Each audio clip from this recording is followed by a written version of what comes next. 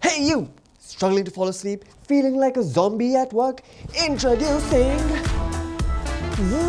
Max 3000, the revolutionary sleep solution guaranteed to give you perfect sleep in just one night. No effort, no commitment, just pure magical Z's. Call now and we'll throw in an instant dreams absolutely free. Oh, cut it bro, cut it.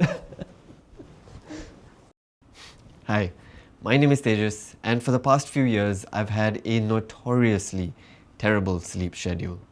Going to bed beyond 3 a.m. and waking up from below average quality of sleep around noon has been my norm. Even with 8 hours of sleep, I'd wake up groggy and tired. As we know, quality sleep is crucial. Its effects can be felt in almost every aspect in life. That's why I decided to fix this once and for all with a 21-day challenge to try a sleeping technique I stumbled upon. I'll reveal it in just a bit and whether or not it was successful. But first, some context. I was watching Kota Factory a couple of months ago, and the ever-inspiring Jitu Bhaiya tells his students that committing to a habit for 21 days is enough to make it stick. But after doing some research, I realized 3 weeks isn't always enough. One method that stood out was the 21-90 rule. You commit to a habit for 21 days to build it, and by the 90th day, it becomes part of your lifestyle. Productivity guru Ali Abdaal recently advocated for building systems rather than setting goals. The fact that Jitu Bhaiya also said something similar about having an aim, not a goal, made me want to do this even more. That's what I'm aiming for here, to turn a good sleeping habit into routine by the end of 3 months. Of course, the timeline varies from person to person, but the key is to stay disciplined and consistent, even beyond the 3rd month. My preparation for this challenge wasn't ideal. I had just come back from a tiring holiday on a red-eye flight, was down with a cold, and had slept 20 out of 28 hours 2 days before starting. To make things worse, the night before night 1, I couldn't fall asleep until 7 a.m. I knew I would struggle initially and would have to deliberately sleep less to reset my routine. Based on my past experience, the sweet spot given my current work-life balance would be to sleep between 2 a.m. to 10 a.m. So I needed to gradually get to that, given I had slept at 7 a.m. the previous day. Also based on past experience, 7.5 to 8 hours is the optimal amount of sleep for me. So that became my target. You need to figure out what is the ideal amount of sleep for you before you try this. But I think on average, it'll be around the same. Alright, enough context. The method that I've been trying for the past 3 weeks is called the 10-3-2-1-0 sleep technique. 10 hours before bed, no caffeine.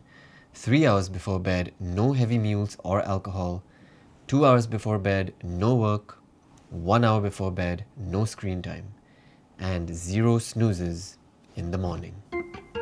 Avoiding caffeine 10 hours before bed was a cakewalk for me because I rarely drink coffee and almost never touch energy drinks like Red Bull. If you are someone who relies on coffee, try switching to decaf when within that 10-hour window and try replacing energy drinks with something healthier like fruit juice. The idea here is to avoid overloading your body with digestion right before sleep. This is because when you sleep, the body is performing restorative actions, competing with digestion because of the consumption of heavy meals or alcohol close to bedtime can therefore disrupt your sleep cycle and even wake you up in the middle of the night. For me, avoiding alcohol was as easy as coffee. I only socially drink. The only time I really struggled with following this rule was on New Year's Eve. I let myself enjoy the party guilt-free, knowing one night wouldn't undo my progress in the long run. Life isn't just about strict routines, you know. And if I timed my last meal properly, then I would avoid feeling hungry before sleeping. However, in the initial few days where I struggled to sleep anywhere near 2 am, I allowed myself to a light snack about 1.5 to 2 hours before bed.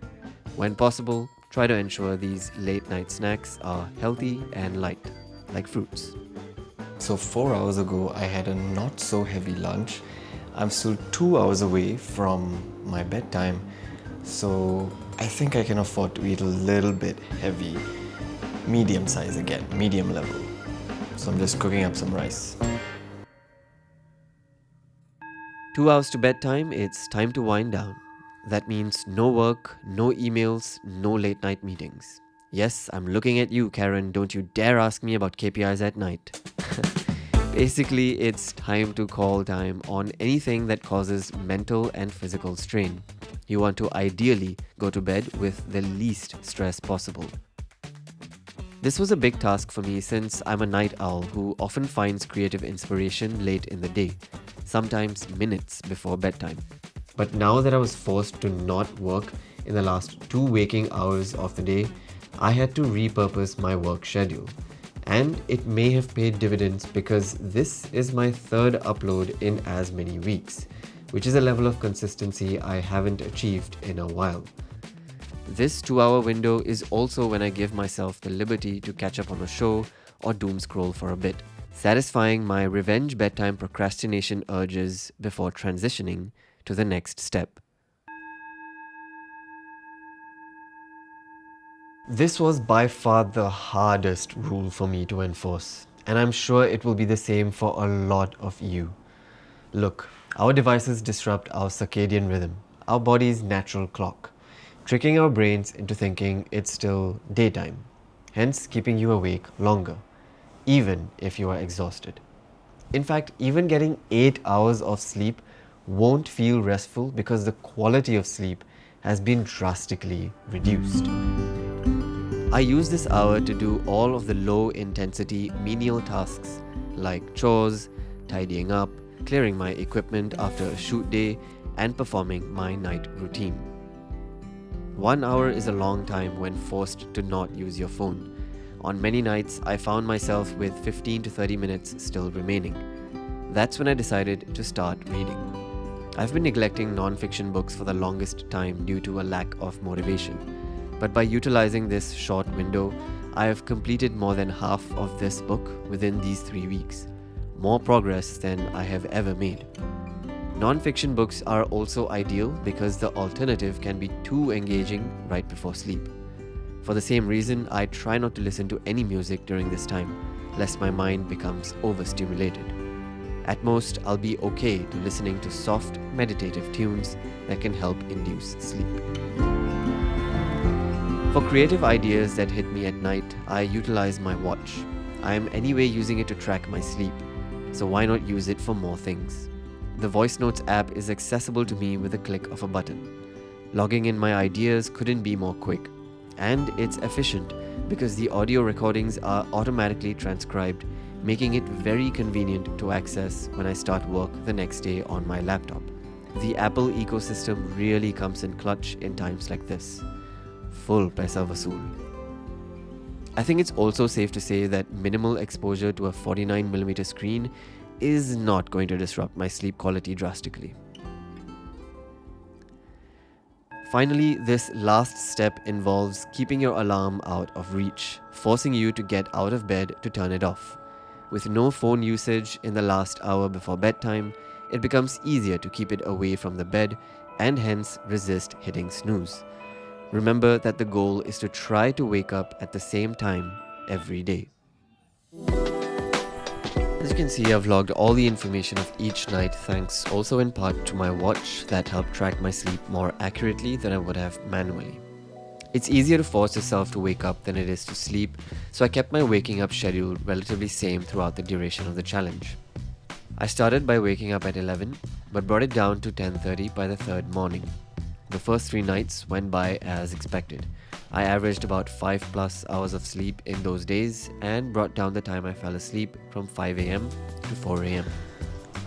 It's day 2 of this challenge, and as you can see, I look pretty tired, and It is true because I've had about, on average, over the last 2 nights, about 5 hours of sleep each. And obviously not ideal, but I have to push through this initial phase in order to make sure I do have a proper schedule towards the latter half of this challenge. So, yeah, maybe I should get some coffee.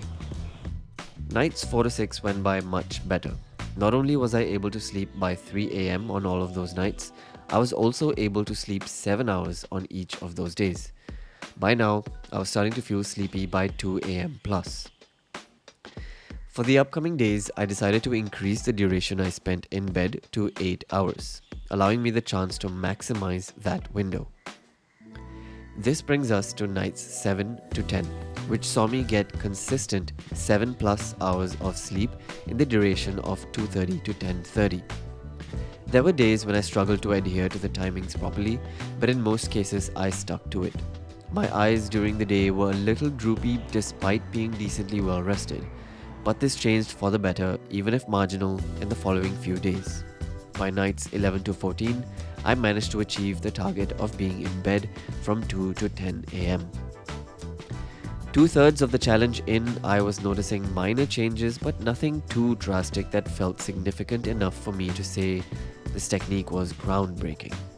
The goal now, with 1 week to go, was to sleep consistently from 2 to 10 am and to also give myself more time in bed so that I can get close to 8 hours of actual sleep time.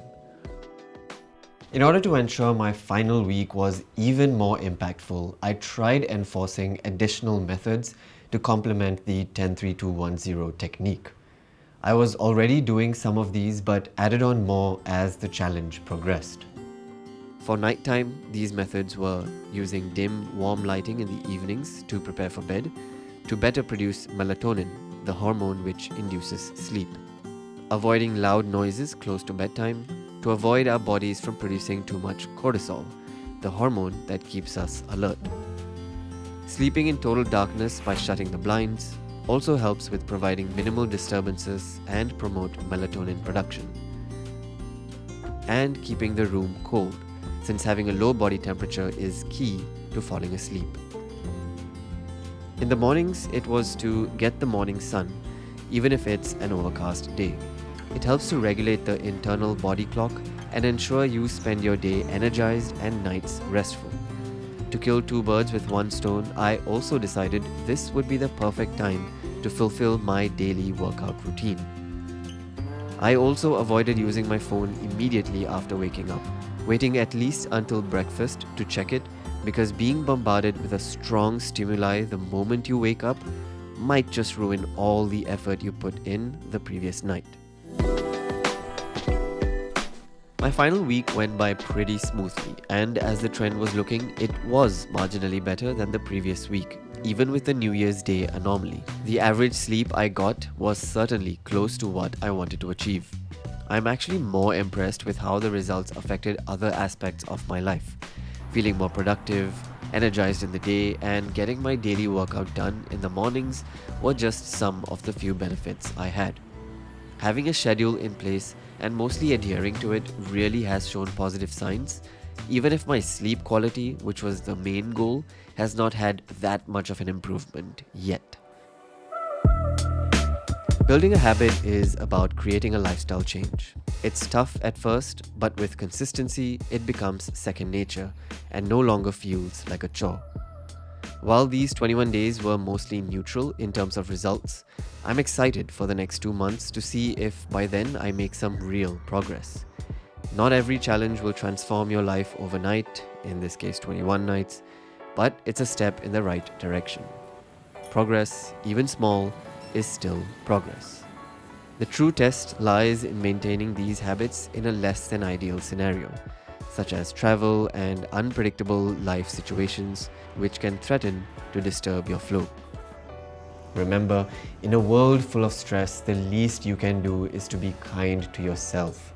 Allow room for flexibility, but stay disciplined. I hope this video inspires you to keep pushing through your New Year's resolutions, assuming you haven't given up on them yet.